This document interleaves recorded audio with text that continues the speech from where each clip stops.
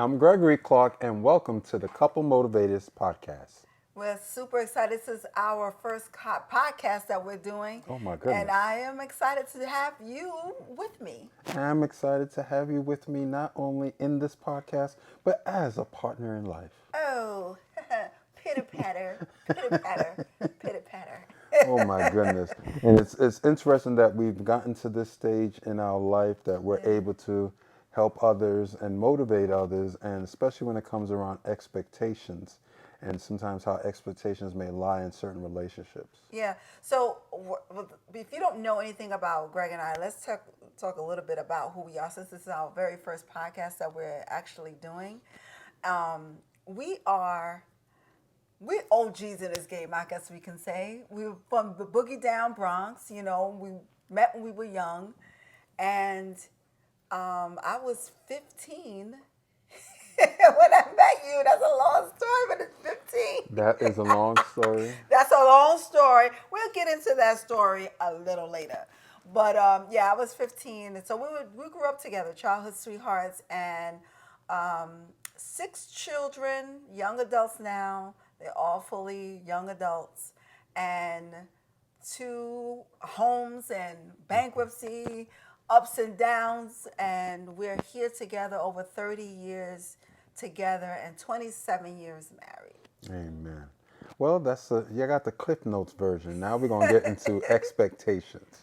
What would you say about expectations in a relationship? Well, I'll say this: the expectations in our relationship is important, because silent expectation is the thing that kills relationship, and a lot of couples don't realize that that is the key to keeping any marriage together, and we had to learn that out the hard way. So that means think about that as we're going through this conversation in regards to how silent expectations can be a killer in your relationship. Yeah. So when you're looking at, I remember, if we're saying silent expectation for us, to be transparent, the silent expectation that we came in with is that I was supposed to be the person to make sure that the children was taken care of, everything was around the house and things of that nature. And then when it shifted a little bit, that even though I still did that part, but when it became heavy, is that Greg job required him to be out of the home for so many hours.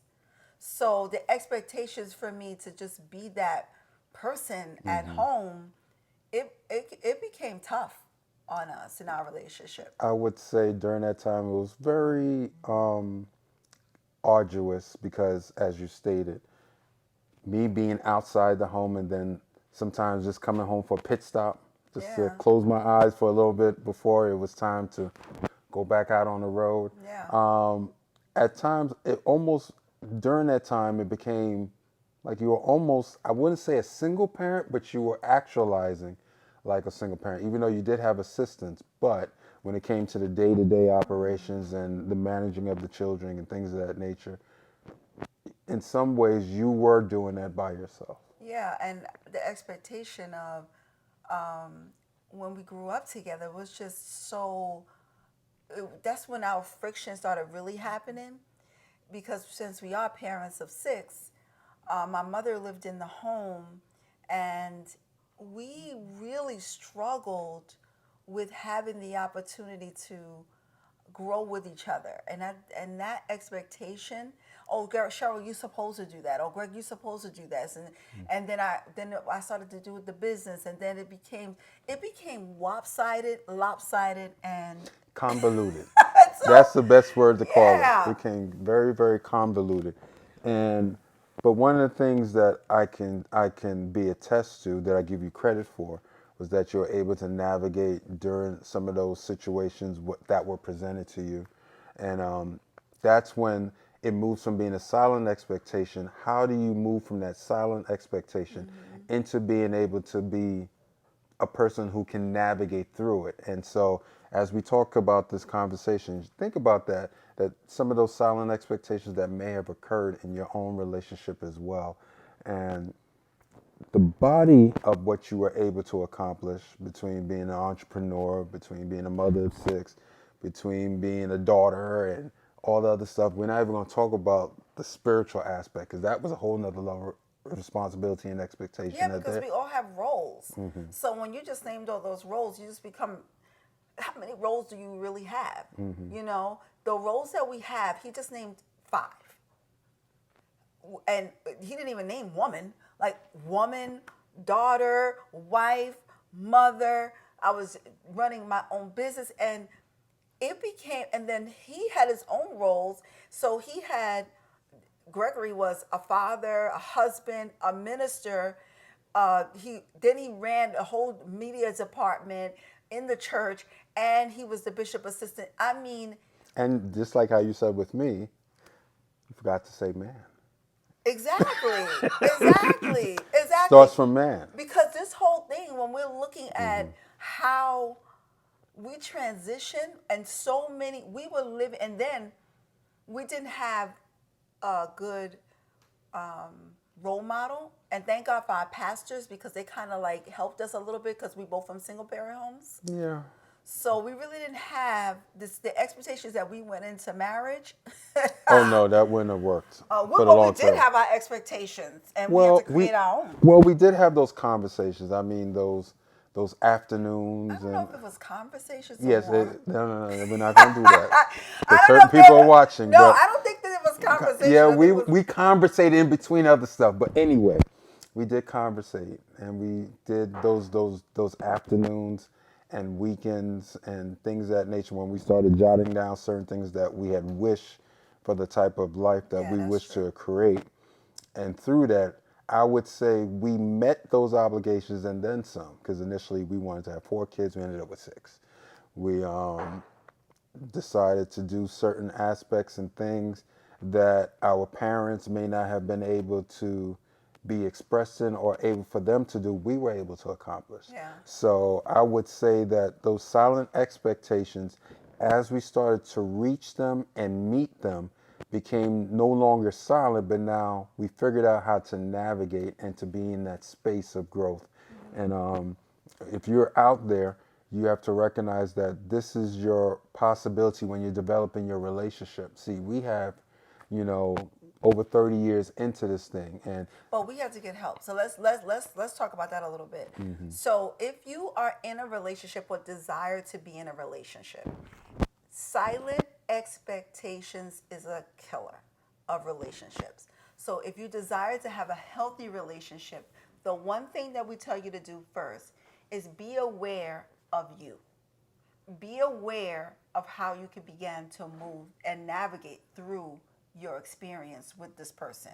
Because if you don't recognize that you're with someone and then you eat your words, so Gregory was the eater of his words. oh, I ate them all He day. ate his I words. He I ate had a his words. smorgasbord.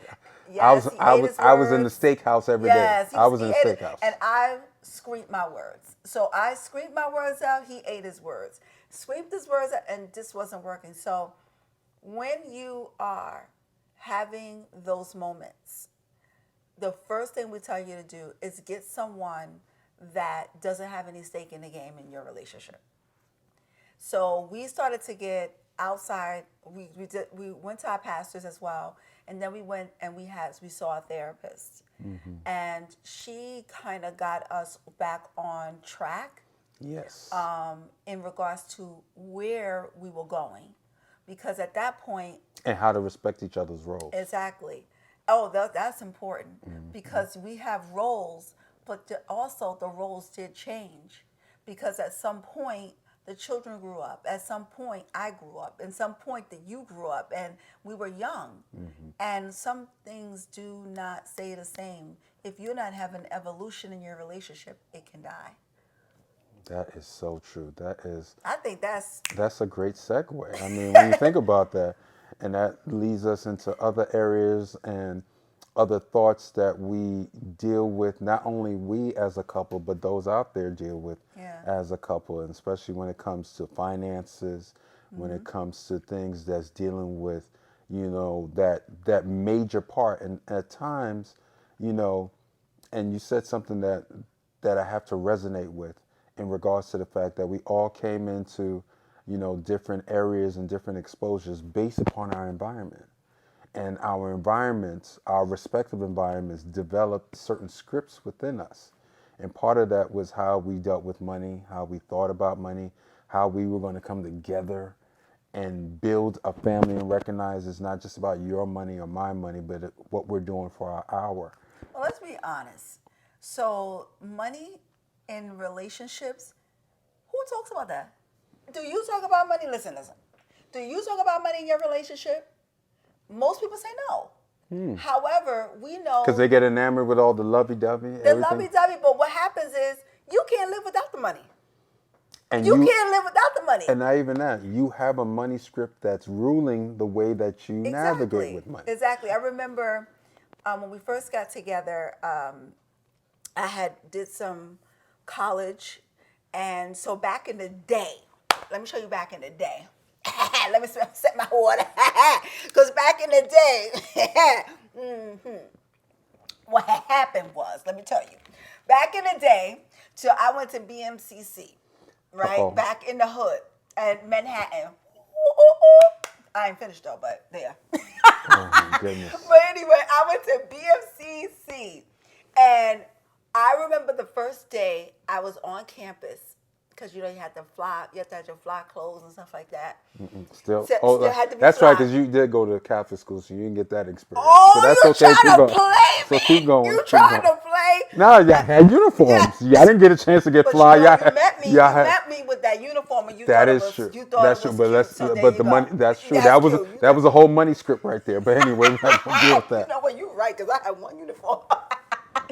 But anyway, so when I was at BMCC, before you got into the campus, and it was this long way up there, all up the sides of They the were waiting campus for you, boy. They were was waiting for you. credit card companies. It was one credit card after the other. And guess what I did? You started getting credit cards. I signed up for each credit card company. I had no idea what the heck I was doing. I signed up because my mother did not have that conversation with me. My mother didn't have any conversation with me about credit cards, credit, or anything like that. And I remember signing up for these credit cards. And I never forget it. We got married, and you said, Cheryl, I don't know how we got in this conversation about, I wanted to do something. I wanted to do a course. And I wanted to do the course, and I couldn't get the loan. And my husband was like, what's your credit score? Now, my husband's credit score was like, it was in the high sevens, right? Because that's the high sevens. And back in the day, he was like, it's pristine. And he was like, what's your credit score? And I was like, I don't know what my credit score is. And so, lo and behold, Clarke ran on my credit. And I had so much debt. I never paid the credit card bill. What it was that she had a lot of defaults. Sometimes we go through life, we have too many defaults in our money script. And what happened was when we started to investigate these defaults that she was having, we recognized that we had to help her correct that. So what does that mean when you have a default? Well, when you have a default, that means that means it's on that space and that area of collectionary. Oh, that wasn't in the area. They was in collect. How many of, let's keep it real. How many people grew up in a house that when you don't answer the phone, don't you answer that phone? And that's a money script. That's a money script. How many people, in the phone ring, it's a creditor, they say, what does your mother or father say to you? Don't answer that phone. Who was that? It was a caller. Wait a minute, it's a caller ID back in the day. But what was even worse, which we've experienced, and I thank God that Cheryl didn't experience it, but I remember growing up around certain friends where we recognized, like, yo, why is the phone in your name and this, that, and the third? So all these different money scripts, it was like a shell game. Like how we used to see on Fordham Road, and as you said, we were from the Bronx, and the 3-card Monty man would be there, and you sitting there trying to find the red card, and no, you're going to get caught up in that because why? You're thinking of, you're not recognizing the responsibility at the end. Yeah. So your money script is so important. Yeah. And what we learned in our money script was the fact of the matter is Once we recognized where Cheryl was, it had nothing to do with, okay, Greg is here, Cheryl's there. No. If I married her and I had the ability to say, okay, I'm going to be responsible with her. So now we had to start having those conversations. Yeah. And she had her position. She was working. It was like, nah, you got to pay this one down. You have to pay this one down. And you helped me tremendously. And and everything else, because now what we started doing, we started combining our money script. It wasn't her money script and my money script. Now it was what was the money script that we was going to have as a household. Yeah. And so as Cheryl started to get herself out of default and started moving in those areas, and then we saw the babies were starting to come. There were certain other courses that she was starting to take. We started to recognize part of the money script is how you're going to invest and how you're going to expand on those possibilities. And then, knowing my wife, being diligent, she's very headstrong, and when she's going for something, she's going to go for it. So when she started recognizing she wanted to build a particular business, I supported her on the back end because she was taking certain classes, getting the knowledge base. And after that, that started enhancing our money script. Exactly. Because now it changed dramatically. It changed dramatically. But what I recognize, and even though she references her mother, my mother had conversations with me in relation to money in regards to how to be a saver. And that was good to a point, but then you recognize that scared money doesn't make money.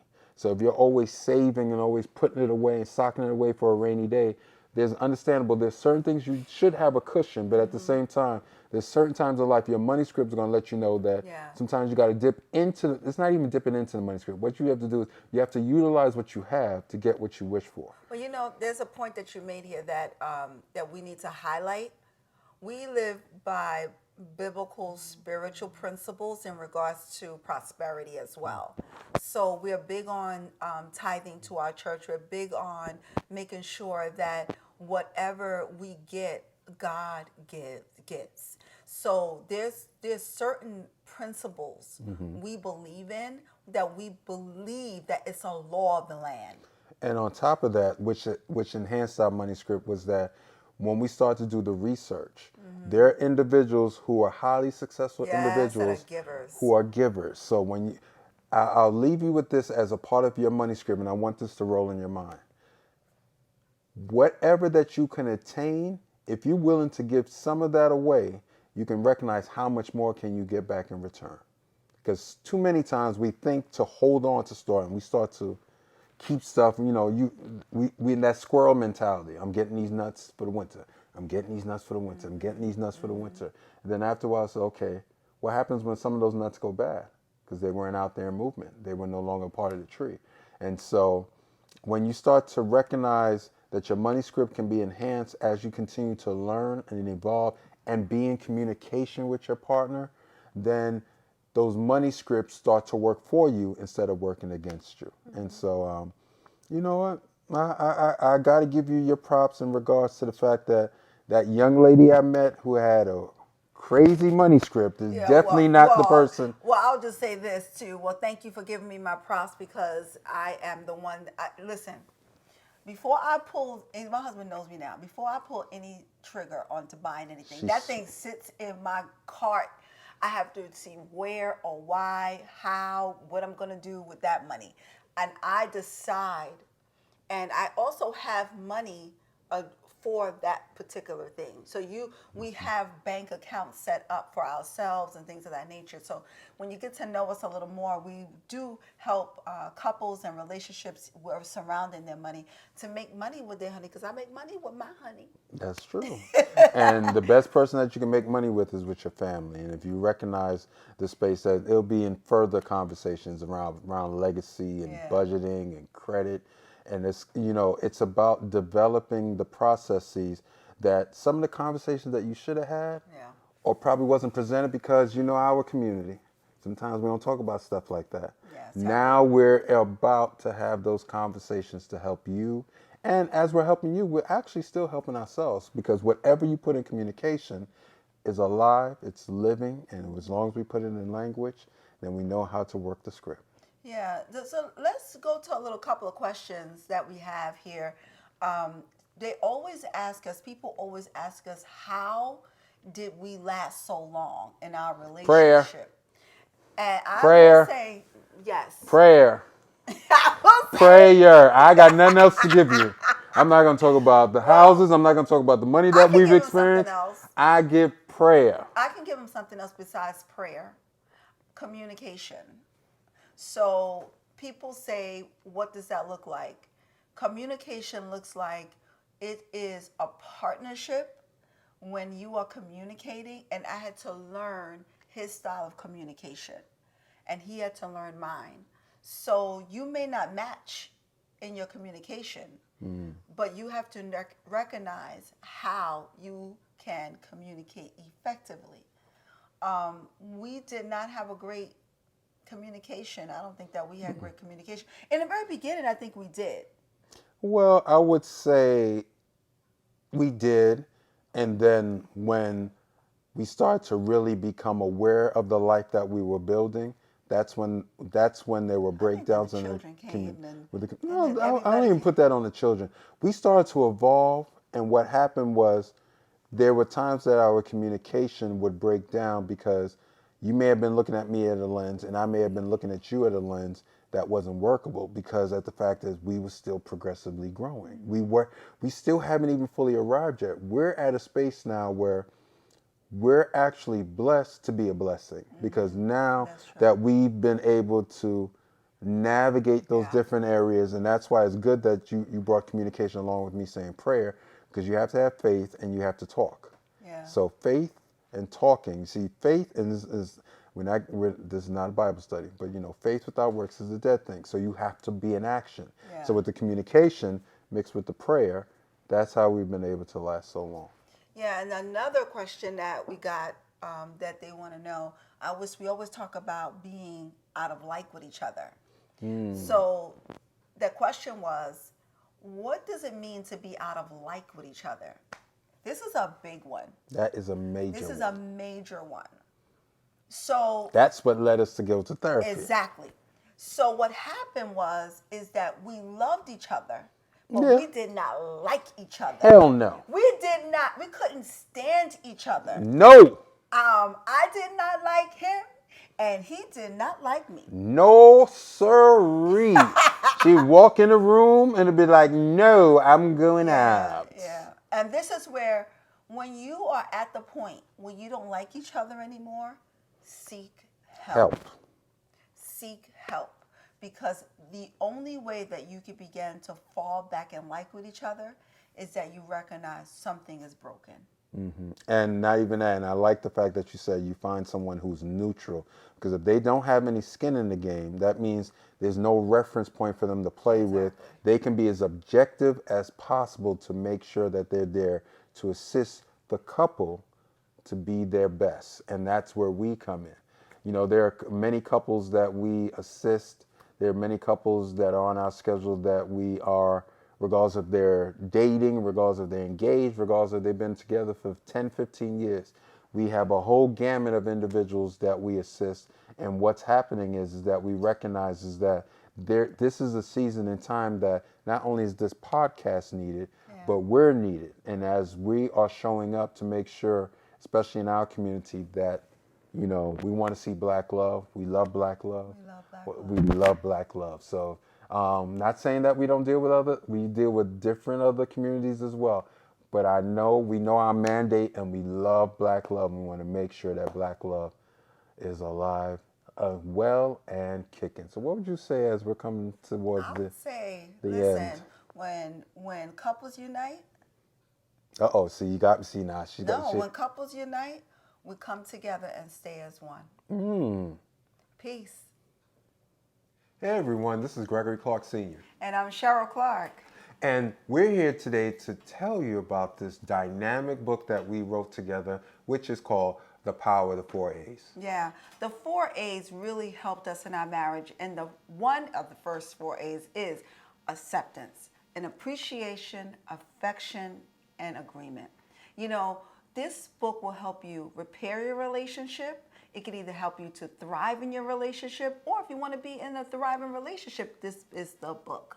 Well, when you think about this book has actually helped save our marriage, which has influenced in how we was able to not only save the relationship, but also impact our lives and impact the lives of others. So I wish for you today to take advantage of the opportunity to go to gregandcherylclarke.com to get your copy of The Power of the 4A's. Why? Because you need this book in your library. You need this book as a tome that's going to help you in the apparatus of your own relationship. So once again, we invite you to go to www.gregandcherylclarke.com today to get your copy of The Power of the 4A's. Thank you for joining us for this edition of the Couple Motivators podcast. And remember, keep coming weekly because there's going to be new episodes down the pike. And remember to add us on your playlist on your favorite streaming platform. And remember, like we always say here at Couple Motivators, when couples unite, greatness is bound to happen.